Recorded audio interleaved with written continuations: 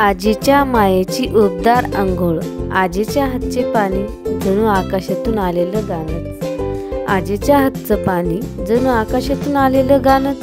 अंघोळीतही तिची माया, बाळाला मिळे प्रेमाचं भान। सोनसळी उभ तिच्या स्पर्शाची, सोनसळी उभ तिच्या स्पर्शाची, थेंब थेंबात मायेची चाहूल। बाळाच्या हसण्यात दडलेली, बाळाच्या हसण्यात दडलेली आजीच्या मनाची फुललेली फुलबाग। कधी अंग चोळताना जपून, कधी अंग चोळताना जपून, कधी डोळ्यात प्रेम ओसंडून।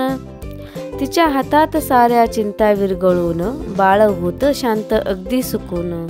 थेंबा थेंबात उमटते नात्याची चाहूल, थेंबा थेंबात उमटते नात्याची चाहूल। जीवनभर राहील अशी भेट, आजीच्या उबदार अंघोळीचं सुख, बाळाला मिळालेली सर्वात सुंदर प्रीत। मैत्रिणींनो, आंघोळ घालताना बाळाला कधी बाळाच्या नाकात, कानात किंवा बाळाच्या शीच्या जागी किंवा बाळाच्या नाळीच्या ठिकाणी आपल्याला तेल टाकायचं नाही आहे। बरीचशा महिला ह्या चूक करतात, तर ही चूक आपल्याला करायची नाही आहे। आणि बाळाच्या मानेच्या भोवती, बाळाची प्रायव्हेट पार्ट किंवा बाळाचे नितंब या मांड्याच्या ठिकाणी, या ठिकाणी जे काखेमध्ये या ठिकाणी व्यवस्थित आपल्याला चोळून व्यवस्थित छान ते साफ करून घ्यायचं आहे।